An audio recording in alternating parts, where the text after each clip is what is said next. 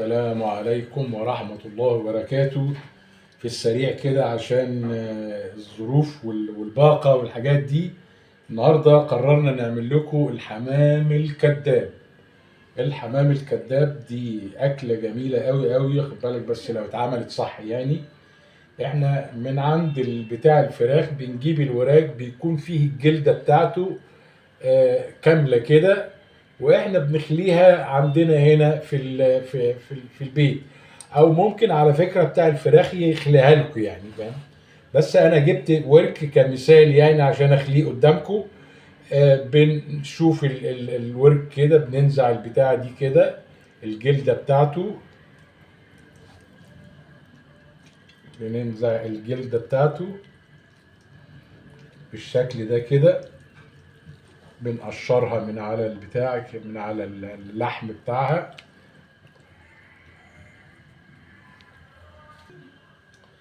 وبنمسك الورك كده، بنقلب الجلد بتاعه، بننزعه كده اهوت بالطريقه دي كده، بنشده. طبعا ما بنشدوش خالص عشان حته العظمه الصغيره اللي في الورك دي هنخليها على اساس بتبقى شكل راس الحمامه يعني، فاهم؟ لما بنخلي الحمامه بنيجي على الورك بالشكل ده كده، بنقطع بالسكينه بتاعتنا من الجنب كده،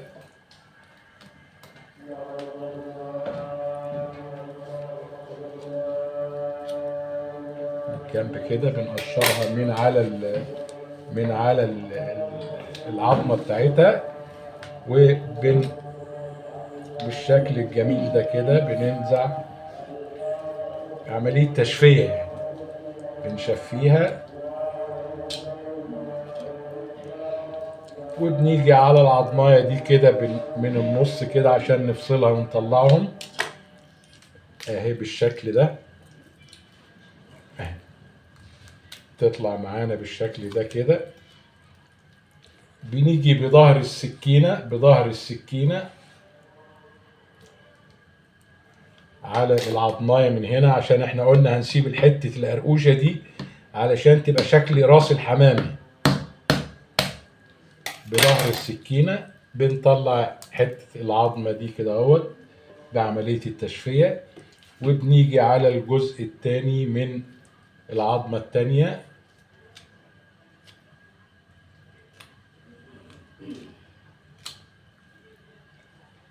سهلة جدا.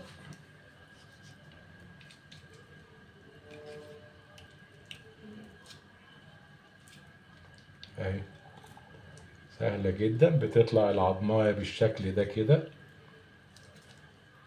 بقى عندنا الورك بدون عظم، بنحاول نفرده شوية علشان طبعا هنحشيها، هيبقى فيه في قلبيها رز. بنيجي على الحتة التخينة اللي في الجنب دي كده، وعلى الجزء اللي في الجنب التاني كده بنحاول نفتحها.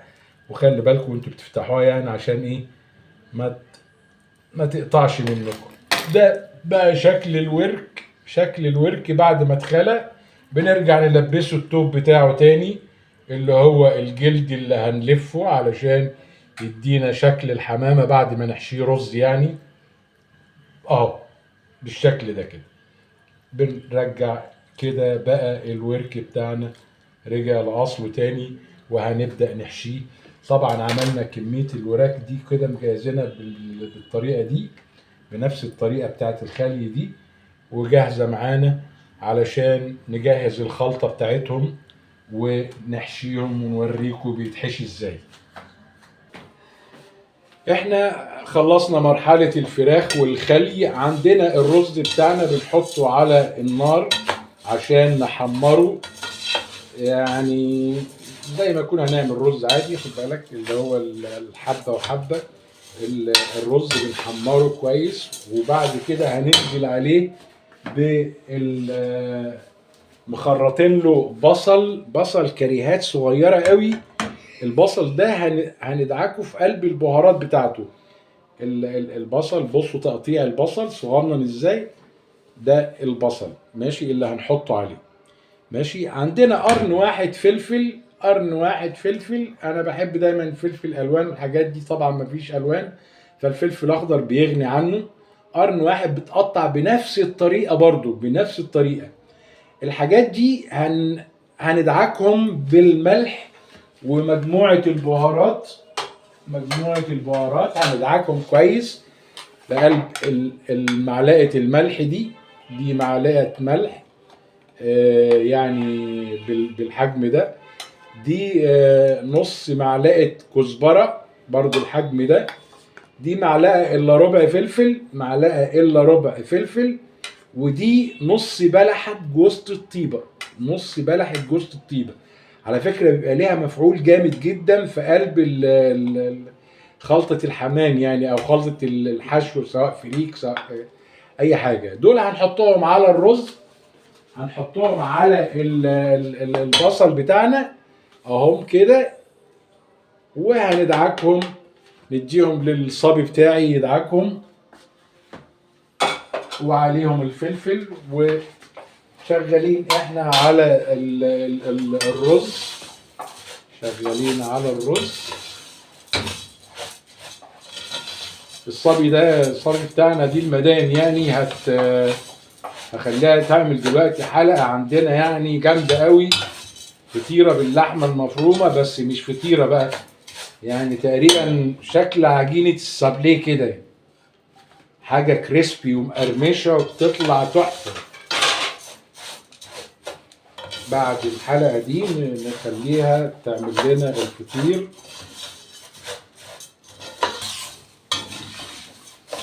وبكده الرز قلبناه، خد اللون الذهبي بتاعه، خد اللون الذهبي بتاعه. جينا بالخلطة اللي هي البصل وقرن الفلفل، دول بمقدار 3 بصلات وسط على 3 كوبايات رز.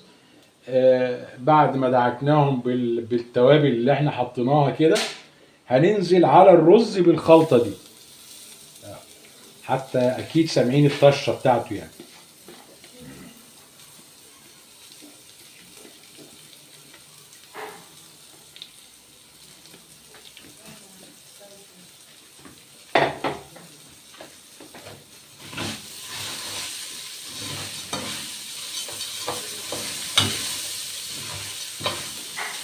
هنقلبه شويه يعني لدرجه عشان ايه البصل ما يبقاش صاحي ومقرقش كده، ندبله بس يعني، ندبل البصل راخر يعني.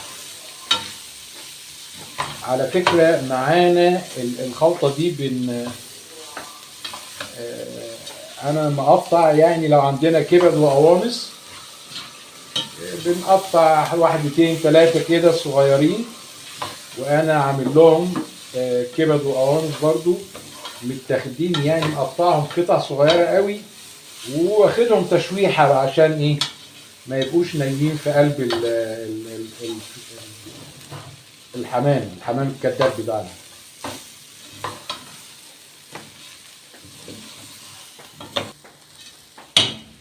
عندنا الكبده اللي انا مشوحها وواحدتين قناصه والكبده بتاعتهم، شوحتهم وقطعتهم قطع صغيره كده، وهنحطهم معاهم ياخدوا تقليبه، ونقلب تقلبتين كده، ونبدا نروح عشان نحشي الوراك بتاعتنا، اسف معلش، الحمام الكذاب بتاعنا. في خطوه تاني بنعملها يعني بعد التقليب دوت، هندي شوربه يعني، حبه شوربه عشان تاخد نص سوا، ما تستويش جامد، عشان هي هتكمل سوا في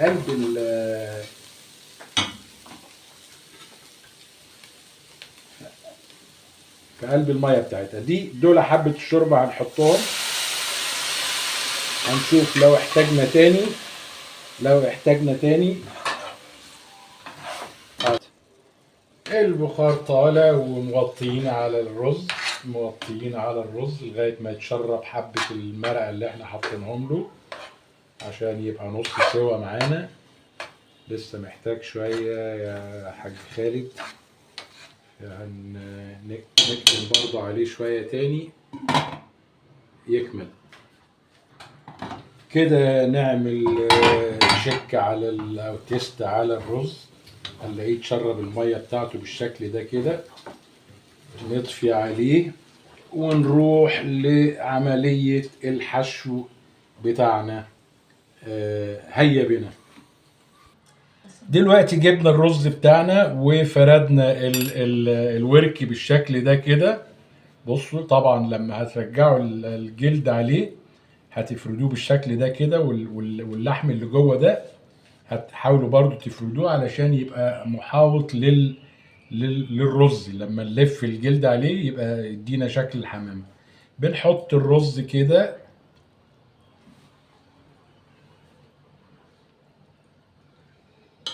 وبنحشي بالشكل ده.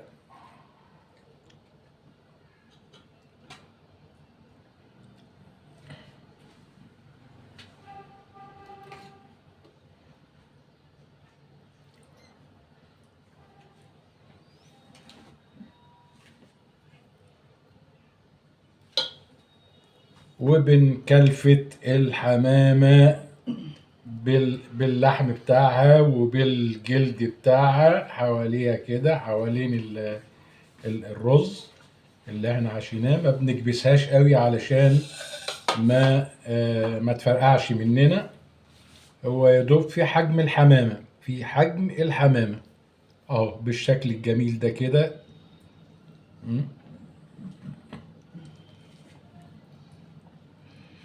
وبنجيب واحدة توسبيكس،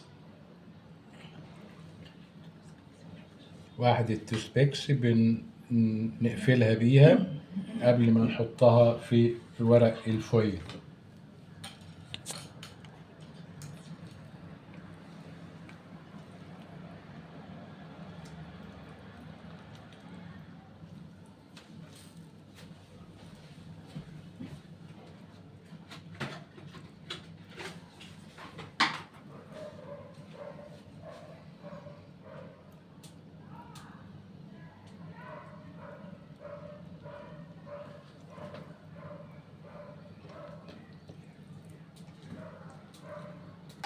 اهو بالتوسبيكس كده بنقفلها، نقفل الشغل بتاعنا.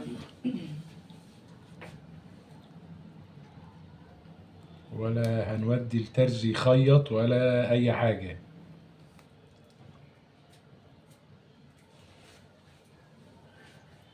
هي واحدتين توسبيكس بيلموها كويس اهو بالشكل ده كده. ده كده طلع شكلها. هنحطها في قلب ورق الفويل ونلفها او طولين.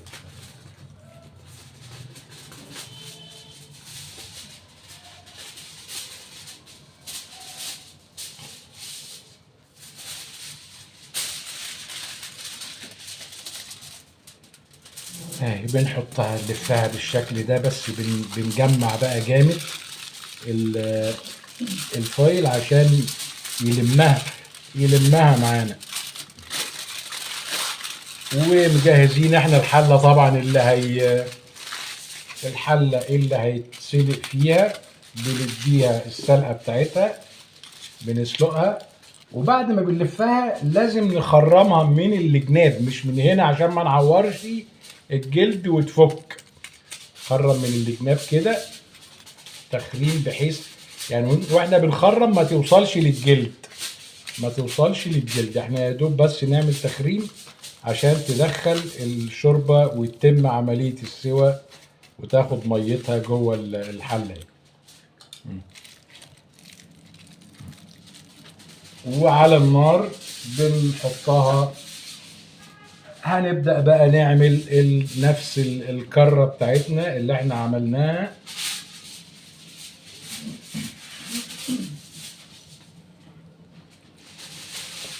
على فكرة الفراخ دي يعني متبلة، يعني احنا متبلينها بعد ما خليناها وسبناها 3-4 ساعات كده علشان يبقى ليها طعم برضو وتست كويس يعني. توابل بس يا عم نبيل ولا؟ توابل ملح وفلفل و اي حاجة يعني، فاهم؟ التوابل اللي انت بتحبها يعني. بالك.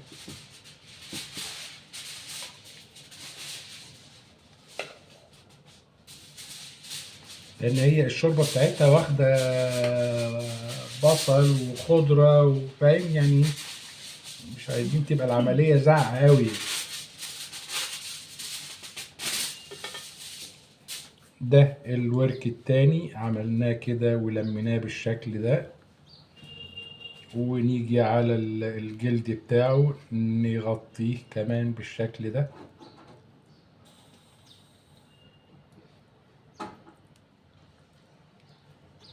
اهو كده بقى الورك بتاعنا جميل جدا.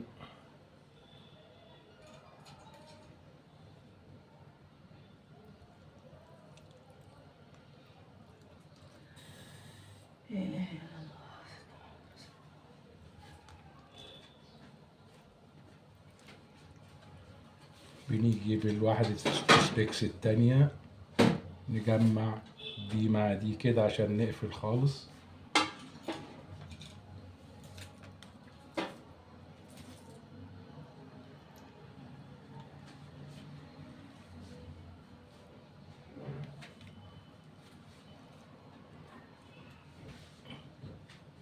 بالتوسبيكس بتاعنا ده كده بقى شكل الحمامة. هنديها في قلب الفويل بتاعها، نلفها بالتكتيفة اللي احنا متفقين عليها، عشان دي بتساعد في لم الورك كويس. ولما بنطلعها عشان نحطها في الفرن تحمر بتبقى شكلها جميل جدا.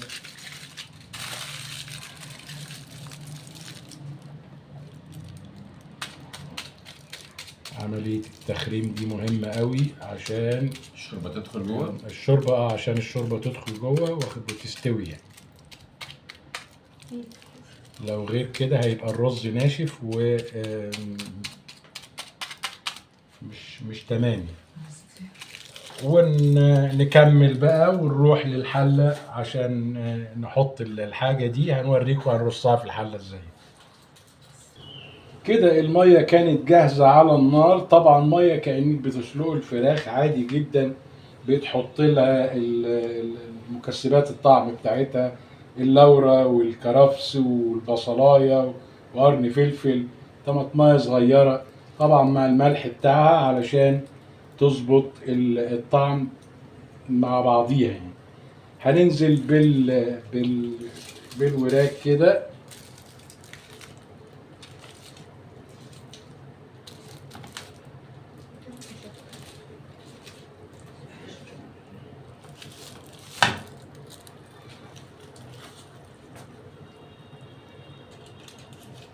وهنغطيها وتاخد سواها.